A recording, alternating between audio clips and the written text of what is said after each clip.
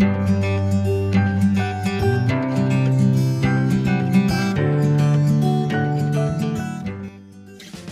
semuanya, Assalamualaikum warahmatullahi wabarakatuh.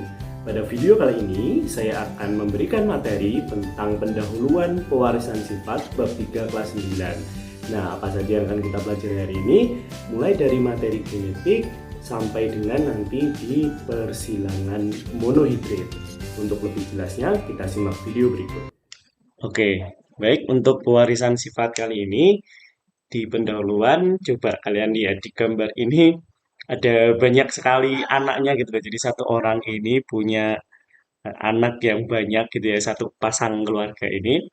Nah, untuk pewarisan sifat sendiri, kita akan pelajari dari beberapa tahap. Untuk yang pertama, kita tahu lebih dahulu untuk sebenarnya bagian mana sih yang bisa mewariskan sifat pada manusia, materi genetik yang mana sih yang bisa diturunkan gitu-gitu. Nah, kita akan belajar. Oke, coba amati. Gambar ini ya anak-anak. Suami istri dia mempunyai pigmen kulit yang sedikit gelap gitu ya. Tapi dia punya anak yang sangat putih gitu. Nah, kenapa kok itu bisa terjadi? Nah, ini akan kita pelajari di pertemuan pada bab ini. Nah, untuk lebih jelasnya kita harus perlahan-lahan gitu ya, memahami tentang pewarisan sifat ini. Ada juga nih pada tumbuhan yang bisa berwarna-warni gitu ya, itu bunga Mirabilis jalapa atau bunga pukul 4 itu ternyata bisa juga disilangkan gitu, bisa warna-warni. Nah, bagaimana prosedurnya, terus bagaimana mekanisme secara apa ya istilahnya, hitungan dan juga mekanisme persilangannya akan kita pelajari di bab ini. Nah, untuk lebih dahulu, apa itu genetika? Genetika adalah cabang ilmu biologi yang mempelajari tentang tata cara penularan sifat dari induk kepada keturunannya. Nah, kita sudah pernah belajar di bab 1 tentang reproduksi pada manusia, yakni tentang mitosis dan meiosis atau pembelahan sel. Di situ ada kromosom ya anak-anak, kita ulang kembali. Jadi di sini kromosom itu adalah materi genetis yang dia ada di dalam sel, ada di dalam mitokondria, inti sel gitu yang dia memiliki bagian-bagian.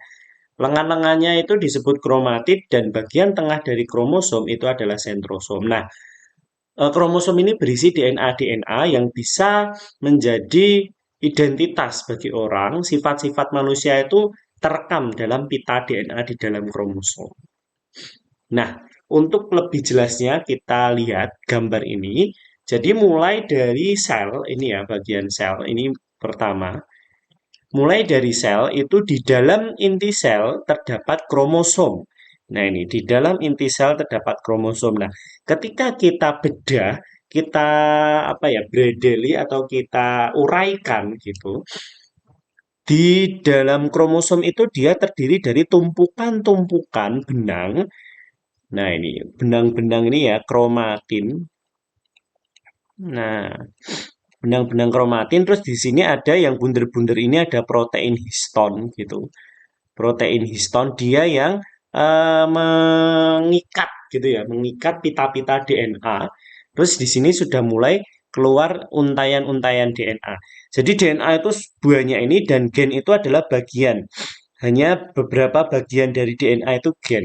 Jadi gen inilah yang nanti dia pembawa sifat khususnya.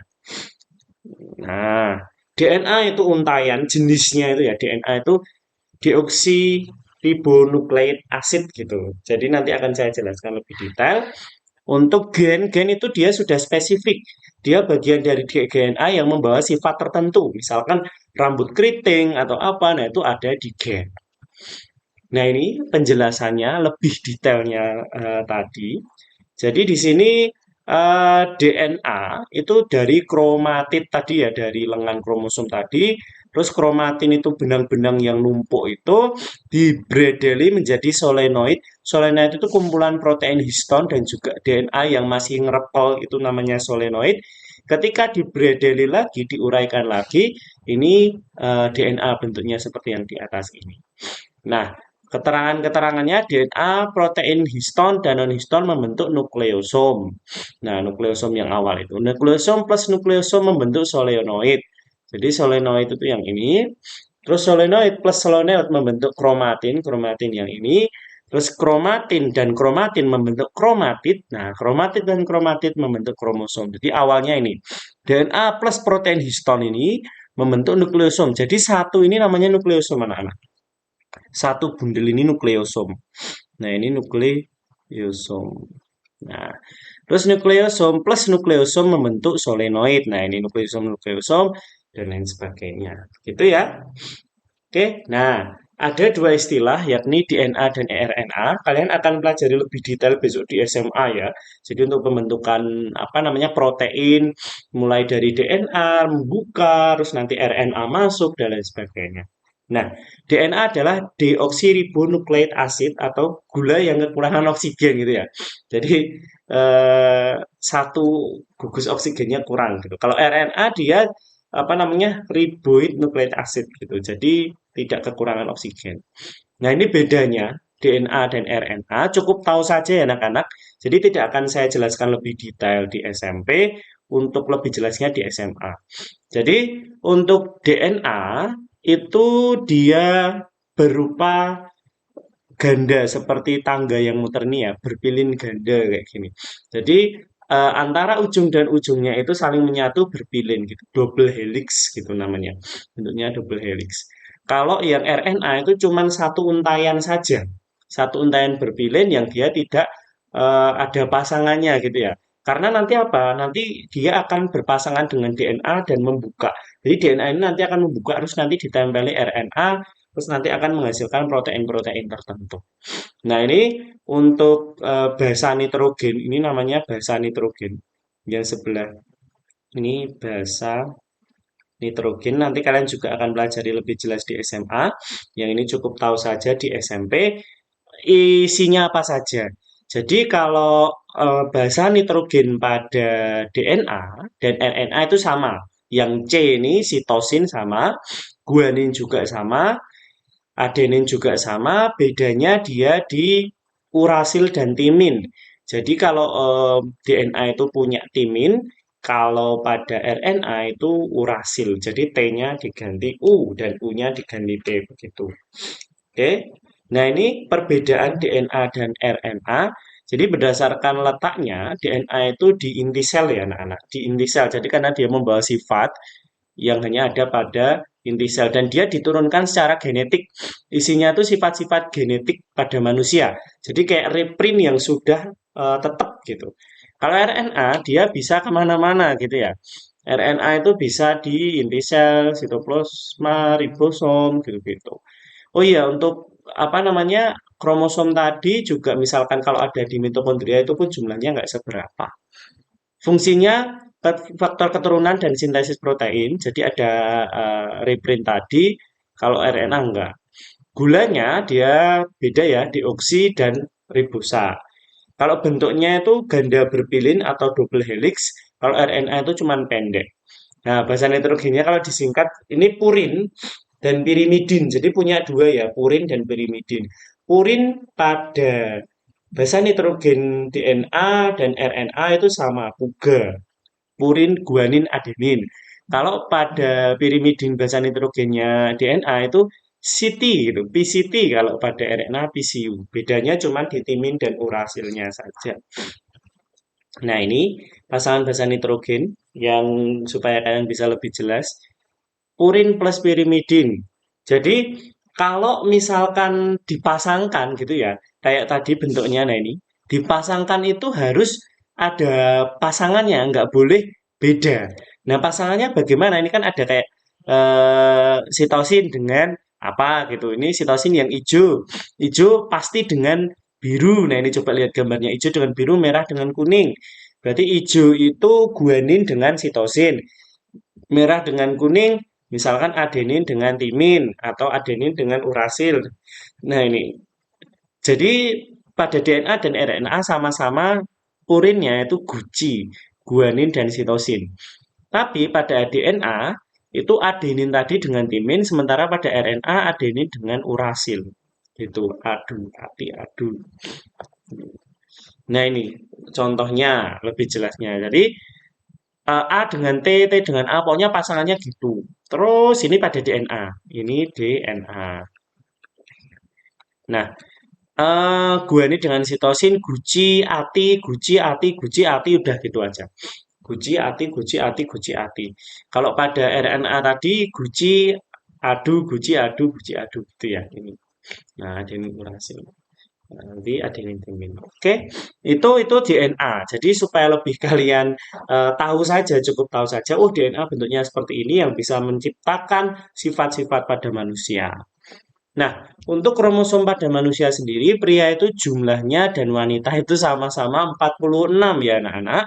Jadi 46 buah atau 23 pasang, di mana satu pasangnya itu merupakan kromosom kelamin. Kalau yang lain sama persis kromosom tubuh. Yang membedakan antara cowok dan cewek itu hanya kromosom kelaminnya. Gitu. Jadi ada 23 pasang. 22 pasang kromosom tubuh atau autosom dan satu pasang kromosom kelamin atau genosom. Nah, kita pelajari lebih dahulu sebelum kita masuk ke dalam monohibrid persilangan hibrid harus tahu apa itu istilah-istilah dalam genetika. Jadi kromosom itu adalah pembawa materi genetik yang isinya ada DNA-nya gitu. Terus DNA itu materi genetik yang menyimpan informasi seluruhnya. Kalau gen itu bagian dari DNA yang menentukan sifat tertentu. Jadi kalau DNA isinya sifatnya macam-macam, kalau gen itu sifatnya spesifik.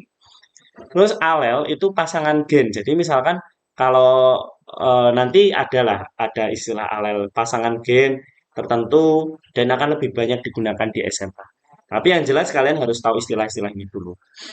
Ada istilah juga parental, disingkat P, itu induk atau mbokne atau ayah dan ibunya gitu ya.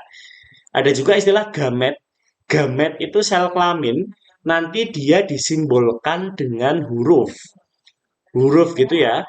Nah, gamet disimbolkan dengan huruf dan nanti ada istilah genotip, fenotip nanti akan dijelaskan di bawahnya ini. Terus ada filial, filial itu merupakan anak. Kalau anak yang pertama dari hasil persilangan bapak dan ibunya itu disebut F1, kalau keturunan yang kedua itu disebut F2. Ya ini tadi yang genotip. Genotip itu sifat yang dibawa gen tidak nampak dari luar, namun dia dilambangkan dengan huruf. Jadi genotip itu sifat genetiknya saja yang tidak berbunyi. Jadi dia cuman kayak misalkan merah, berarti fenotip merah misalkan. Fenotip itu sifat yang tampak, misalkan warna merah disimbolkan dengan genotip. Jadi fenotip itu sifat yang muncul, tapi kalau genotip itu simbol dari sifat yang muncul itu. Misalkan warna merah. Oh, warna merah saya genotipkan, saya simbolkan dengan M besar misalkan kayak gitu. Nah, ini sifat-sifatnya.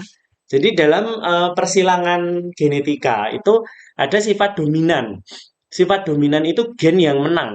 Kalau udah muncul itu, berarti dia menang. Misalkan KPI huruf M ini ya, misal merah. Merah itu M. Terus putih itu misalkan M kecil. Ada M dan Ma dan Mi, saya bisa nyebutnya kayak gitu. Maka kalau merahnya ini dominan, ya walaupun ada Mi kayak gini ya tetap dia hasilnya merah karena dominan. Nah, kalau resesif itu yang tertutupi. Biasanya disimbolkan huruf kecil. Biasanya, nggak selalu, tergantung soalnya ya. Tergantung soal. Nah, soal dan yang diinginkan oleh si pembuat soal.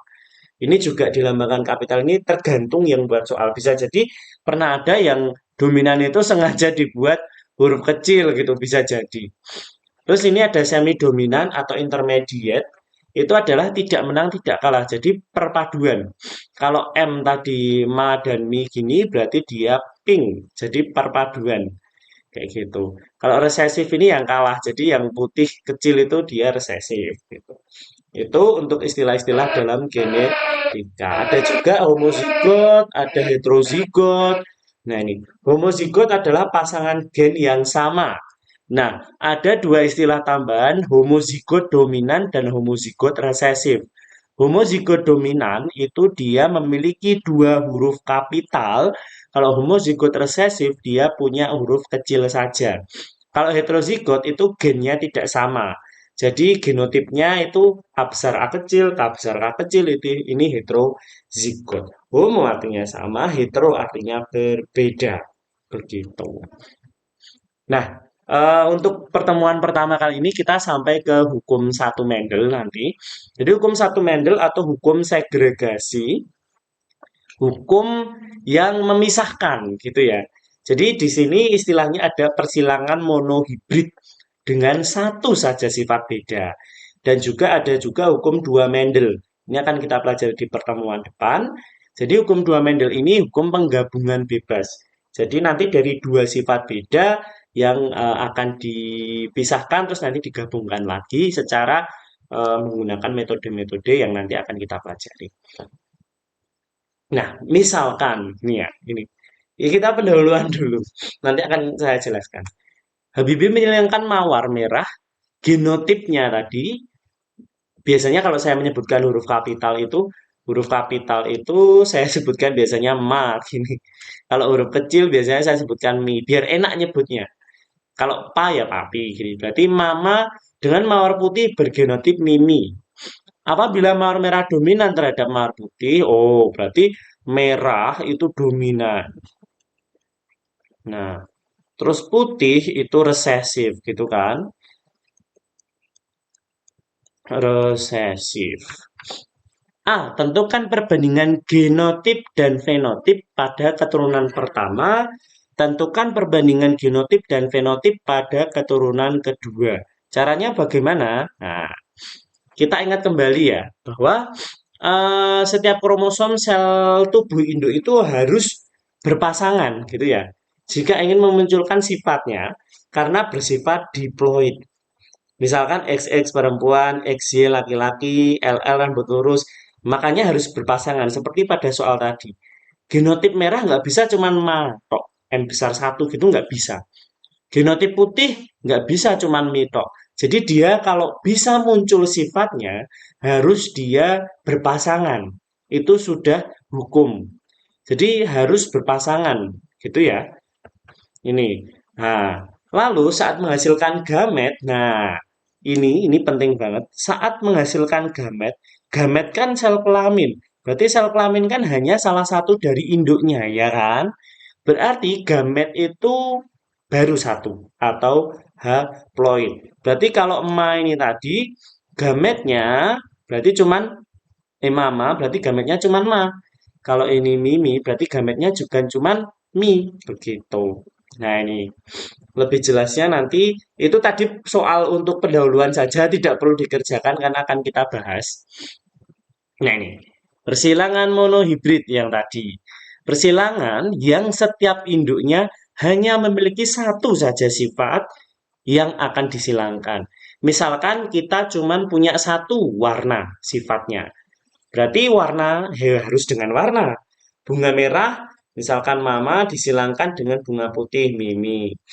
Biji keriput disilangkan misal keriput K besar K besar, biji halus misalkan K kecil, misal begitu. Jadi hanya satu sifat. Oh ini bentuk bijinya. Oh yang atas ini oh warna bunganya. Ini contoh-contohnya. Misal juga bisa kita tentukan kehalusan kulitnya itu juga bisa. Nah, ini yang dimaksud dengan hukum satu Mendel. Jadi pemisahan alel. Tadi kan saya sudah sebutkan di awal istilah tadi, alel itu pasangan gen. Gen harus berpasangan karena dia terdiri dari dua induk gitu ya yang sudah menyatu. Nah, ketika kita ingin menyilangkan makhluk hidup gitu ya, kita harus memisahkan gametnya. Jadi harus dipisahkan saat pembentukan gametnya. Jadi kalau pada homozigot dominan itu parentalnya misalkan contohnya mawar tadi misalkan mama, kalau ini tata gitu. Berarti gametnya ada dua, ta dan ta dipisahkan. Akan tetapi dalam penulisannya, dalam penentuan gametnya, ini kan ta dan ta. Berarti gametnya dia cuma ta doang. Ya kan? Kan cuma satu gametnya, ta gitu. Walaupun ada dua dipisahkan, tapi jenis gametnya dia cuma tak. Jadi jenis gametnya dia cuma tak. Oke, begitu juga dengan resesif. Walaupun dia dibendarakan jadi T dan T, nulisnya sekali saja. Kalau sama, berarti nulisnya cuma T2. Gametnya satu. Kecuali pada heterozigot, dia ada Ta dan Ti, berarti ya sudah, gametnya punya dua. Ada Ta dan juga ada Ti. Begitu ya. Itu untuk pembentukan gametnya. Nah, contoh persilangan, jadi ini yang dominan penuh. Dominan atau penuh maksudnya. Jadi gen dominan yang biasanya huruf kapital tadi menutupi gen resesif. Apabila ada alel atau pasangan gen yang heterozigot mami tadi, hanya gen dominan yang tampak.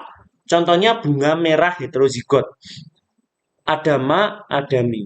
Maka fenotipnya ya tetap merah. Karena ma menang menutupi yang mi gitu ya. Terus ini yang intermediate atau sebagian. Semua gen bersifat saling pengen menang gitu. Sehingga keturunannya merupakan gabungan. Itu ya. Jadi bunga merah heterozigot fenotipnya jadi pink. Nah, ini biasanya disebutkan di soal kok. Ini dominan gitu. Kalau nggak ada kata-kata ini dominan, berarti itu pasti intermediate. Nah, contoh yang soal dominan. Ini anak-anak, parentalnya P1-nya induk, tulis cara ngerjainnya kayak gini. Bunga ungu dan bunga putih dia homozigot. Nah, homozigot artinya U besar dan U kecil. Nah, terus gametnya yang U besar berarti dia cuman U karena ditulis cuman satu aja wong dia sama-sama U. Yang ini juga U kecil. Nah, gitu ya. Berarti hasil anaknya kalau ini karena ditulis semua ya jadi terlalu banyak. Hasil anaknya semua 100% dia U dan U. Nah, ini U berarti kalau dia dominan berarti dia sifatnya ungu. Kan U besarnya menang. Nah, kalau misalkan dicari untuk mencari P2 atau maaf, F2 gitu, untuk mencari anaknya keturunan kedua, maka kita silangkan U besar U kecil dengan U besar U kecil atau hasil anaknya ini kita silangkan kembali. Nah, gametnya ini U besar dan U kecil, ini gametnya juga U besar dan U kecil. Nah, cara menyilangkannya gimana? Bisa pakai cara ini. Caranya itu kayak gitu. Nah, ini U besar U kecil. Ini U berarti U besar U besar. U besar U kecil, U besar U kecil. Yang ini juga ingat yang huruf kapital biasanya diletakkan di depan dia. Terus ini U kecil U kecil. Nah, jadilah seperti ini. Nah, akhirnya anaknya apa? Oh, ada U besar U kecil, 1, 2, 3, 4. Ada anaknya 4. Semuanya itu 3 maksudnya. Yang 3 dia ada U besarnya berarti ungu. Yang 1 U kecil berarti dia putih. Begitu. Nah, contoh lain misalkan saya ingin menyilangkan kacang gitu ya. Misalkan ini kacang biji misalkan. Yang satu biji bulat, yang satu biji keriput. Oh, ternyata bulatnya ini dominan. Bulat, kenapa kok bisa tahu dominan? Kan ini huruf kapital gitu ya. Kenapa kok bisa tahu dominan juga? Oh, ini ba besar dan ba kecil ternyata bulat, berarti B-nya dominan. Nah, ini gametnya cuma satu, ditulis sekali aja. Ini B-nya juga satu. Ketika disilangkan dia menghasilkan babi. Nah, babi disilangkan dengan babi, gametnya dua. Ini ba dan bi, ba dan bi. Nah, bisa juga anak-anak menggunakan cara tabel seperti ini. Tabel ini berarti ba, ini ba. Oh, baba. Ini ba, bi, ini ba. Oh, ba, bi gitu. Pokoknya huruf kapital tulis di depan. Berarti anaknya ada 4. Bisa juga dengan cara yang tadi yang biasa. Ba dengan ba kita tulis ba ba koma.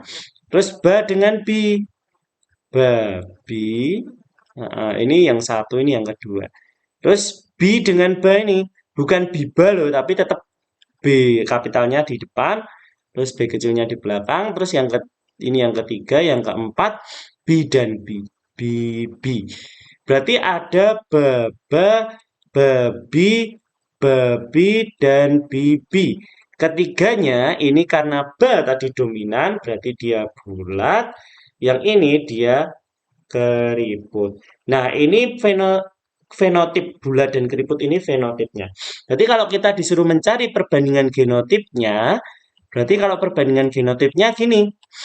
Baba banding babi banding bibi. Babanya ada satu berarti satu. Banding babinya ada dua berarti dua. Bibinya satu berarti satu. Kalau perbandingan fenotipnya, fenotip berarti cuman apa? Bulat banding keriput. Bulat banding keriput. Berarti 3:1. Banding 1. Nulisnya sulit sekali. Nah, 3:1. Begitu untuk soalnya. Ini contoh soal juga. Ini tanaman berpadang tinggi dominan disilangan dengan tanaman batang rendah. Bagaimana perbandingan pada F2? Nah, ini gampang tadi. Parentalnya ditulis P, tinggi tata, rendah titik. Berarti ta disilangkan dengan ti. Hasilnya keturunannya tati. Begitu ya. Nah, ini berarti tinggi karena tanya dominan. Terus tati disilangkan dengan tati. Bagaimana? Nah, ini tadi caranya. Ini ta dengan ta, ti dengan ti, terus ta dengan ti lagi, ti dengan ti. Berarti anaknya ada tata, tati, tati, dan titi. Begitu. Nah, ini hasilnya. Bisa juga dengan pakai tabel seperti ini ya. Nah, ini perbandingan genotipnya 1, 2, 1 tadi. Dan fenotipnya tinggi banding rendah. Nggak perlu ditulis, ini nggak salah ini. Berarti ini jadikan satu aja. Tinggi banding rendah. Nggak bisa ditulis begitu. Berarti 3:1. Begitu untuk ini contoh juga bisa kalian kerjakan. Nah, ini yang intermediate. Yang intermediate itu berarti dia gabungan, ya. Gabungan berarti tidak ada sifat yang ngalah. Jadi dua-duanya dicampurkan kayak gitu. Sehingga hasilnya kalau ma dan mi ya merah muda ketemunya cuman gitu aja perbedaannya. Oke. Dilakukan persilangan antara kembang sepatu warna putih dan kembang sepatu warna merah. Nah, kalau ada soal kayak gini berarti warna merahnya dominan. Karena warna merah dia langsung kesebut berarti karena ada satu ma, berarti dia otomatis merah dominan. Nah, jika keturunan F1 disilangkan dengan sesamanya akan menghasilkan keturunan F2 dengan perbandingan fenotipe. Nah, itu bisa kalian kerjakan sendiri. Oke, mungkin itu untuk pembahasan tentang pertemuan pertama atau pendahuluan pada bab ini. Kalian bisa mempelajari lebih lanjut latihan soal dan nanti akan ada mungkin pembahasan di bab selanjutnya itu banyak sekali menggunakan istilah-istilah yang ada di pertemuan kita kali ini. Itu saja dari saya. Sekian. Wassalamualaikum warahmatullahi wabarakatuh.